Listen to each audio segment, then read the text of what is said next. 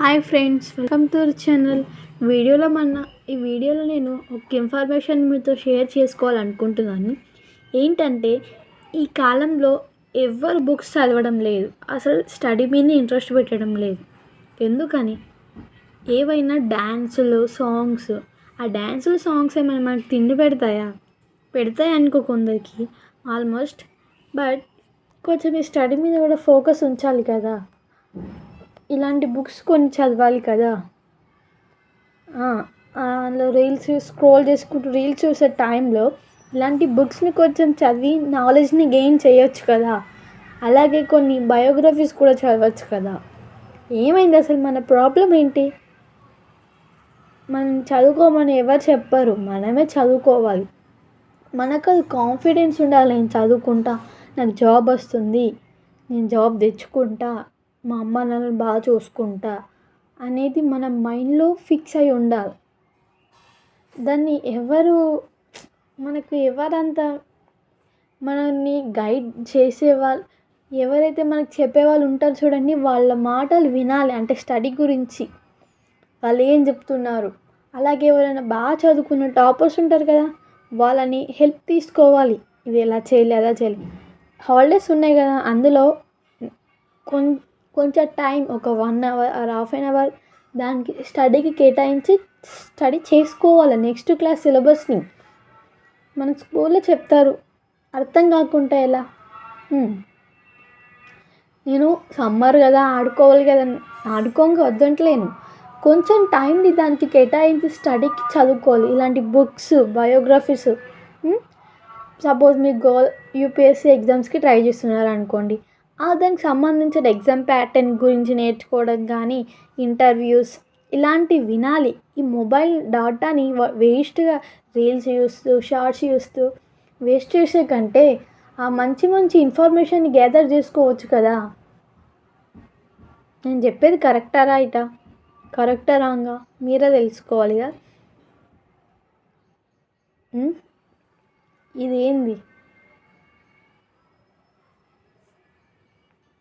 మనం ఒకటి గుర్తుపెట్టుకోవాలి, మన కోసం మన పేరెంట్స్ ఎంతో కష్టపడి పనిచేస్తూ మనల్ని పెంచుతున్నారు, అలాగే చదివించుతున్నారు. వాళ్ళ కష్టాన్ని వృధా చేయొద్దు కదా. దానికోసం మనం మంచిగా చదవాలి. ఓకే,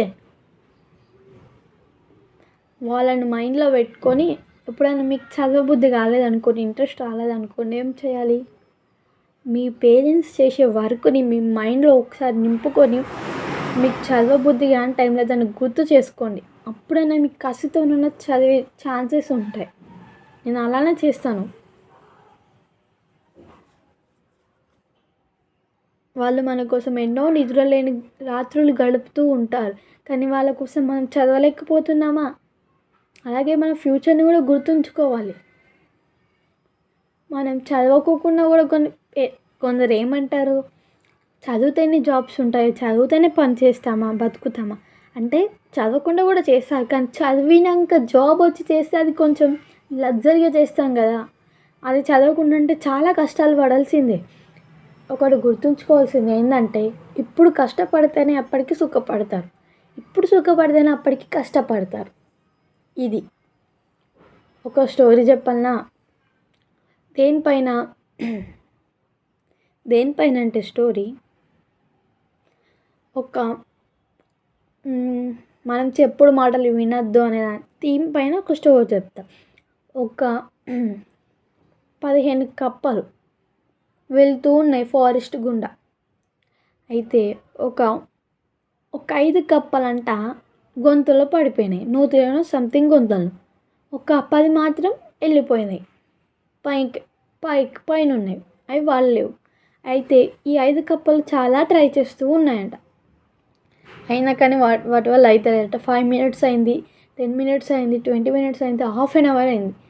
పైన ఉన్న కప్పలు ఏం చెప్తున్నాయంట, నీ వల్ల కాదే, ట్రై చేయగా అని చెప్తున్నాయంట ఆ కప్పలు. కప్ప మాత్రం చాలా కష్టపడుతుందట, హాఫ్ అన్ అవర్ నుంచి. హాఫ్ అన్ అవర్ అయింది, ఆ కప్పలు చెప్పింది ఇక ఇది వినిపించుకోలేదు.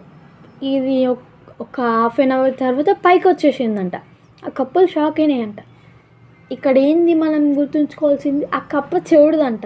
మన కూడా మనల్ని మన వెనుక నుండి నీ వల్ల కాదు, ఇది కాదన్నప్పుడు వాళ్ళ మాటలు పట్టించుకోవద్దు. దానికోసమైనా మనసులో పెట్టుకొని చదువుకునే సిచ్యువేషన్లో ఉండాలి మనం. ఇది నేను చెప్పాలనుకున్నది. ఓకే. ఇంకొకటి, మన మాట పెంచొద్దు, మన మాట వాల్యూని పెంచుకోవాలి. ఓకే. వర్షమే కదా పంటల్ని పండిస్తుంది, ఉరుములు పండించవు కదా. ఇక్కడ తేడా అర్థమైందా? మనం మాట వాల్యూని పెంచుకోవాలి. మనం మాట్లాడితే ఒక వాల్యూ ఉండాలి మాటకు. ఎగ్జాంపుల్గా తీసుకున్నైతే వర్షమే పంటల్ని పండిస్తుంది, ఉరుములు కావు. ఓకే. Thank you.